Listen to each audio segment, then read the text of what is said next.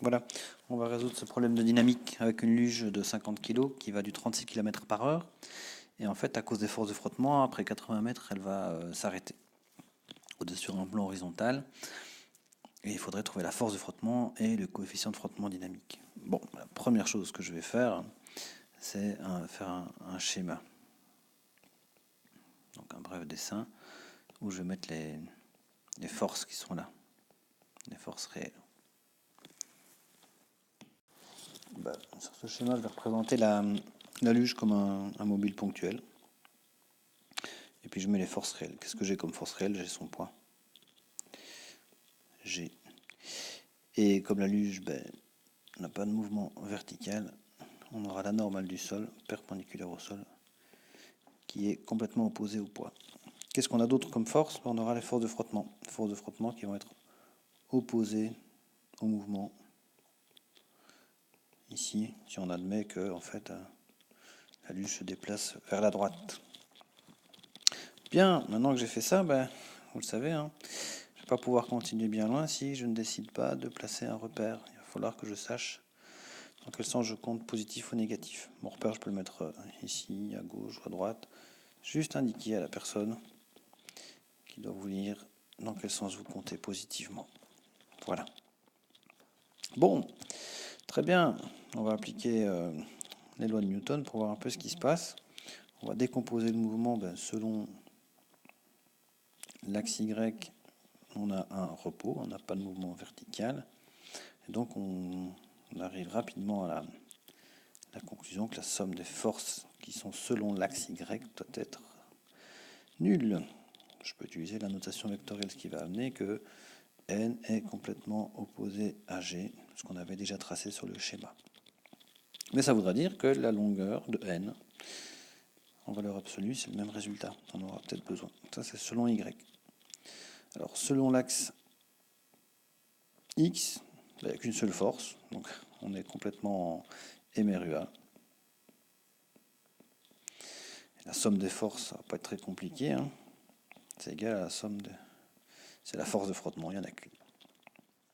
Bon, la force de frottement, on nous demande de la calculer, donc on va essayer de la trouver. On a une formule dans le cours qui nous dit force de frottement, ce sera le coefficient de frottement dynamique, puisqu'on parle de force de frottement dynamique ici, fois la normale. Ok, donc on va essayer d'avancer là-dedans. Hein. La normale, elle est ici. Pour la calculer, on sait que c'est égal à G, donc on va ici calculer la valeur de G. On va dire c'est 9,81 en valeur absolue, hein, fois 50. Et on a 490,5 newtons pour cette normale. Très bien. Bon, je connais la normale, mais je connais toujours pas le coefficient, donc je vais toujours pas pouvoir trouver la force de frottement. Bon, me voilà bien avec tout ça. Qu'est-ce que je vais pouvoir faire? Eh bien, j'ai toujours pensé aux lois de Newton. Newton me dit en fait que la somme des forces, ici ce sera la somme des forces sur x, ça va être égal à la masse fois l'accélération, l'accélération de la luge. Donc si j'arrive à trouver l'accélération de la luge, vu que je connais la masse, je vais pouvoir trouver la force de frottement, puis le coefficient de frottement statique. Donc comment est-ce que je vais trouver cette accélération-là? Je vais tout simplement retravailler sur un problème de MRUA qu'on a vu au début de l'année. Bon, qu'est-ce que j'ai comme équation possible au niveau de la position? Admettons que je travaille sur un axe X en mètres. Je sais qu'au début, je prends c'est moi qui décide que la luge, elle part de 0 mètre et qu'elle s'arrête à 80 mètres. Qu'à 0 mètre, en fait, sa vitesse, alors je la mets bien en mètres par seconde, donc je divise 36 par 3,6, j'arrive à 10 mètres par seconde, ça c'est sa vitesse initiale. Et à la fin, la vitesse finale, j'aurai 0. Ok, donc je vais me servir de tout ça pour créer mes équations. Première équation, position finale, c'est la position initiale, plus la vitesse initiale fois le temps, plus l'accélération fois le temps au carré sur 2. Très bien, je remplace. Position finale, 80 mètres, en étant parti de 0. Ma vitesse de départ, 10 mètres, fois le temps. L'accélération, je ne la connais pas. Par contre, l'accélération, je la connais peut-être pas, mais en tout cas, je connais son signe. Vu le repère que j'ai choisi et vu l'orientation de la force de frottement, l'accélération, elle pourra juste être négative. Ok, bon.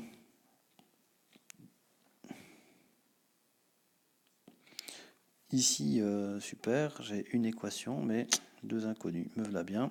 Je suis obligé d'aller chercher une deuxième équation. Équation de la vitesse. La vitesse initiale plus l'accélération fois le temps. Et donc si on prend nos données, la vitesse finale, on avait 0, notre vitesse initiale 10, plus 1 fois t. Je vais me servir de ça pour isoler l'accélération par exemple.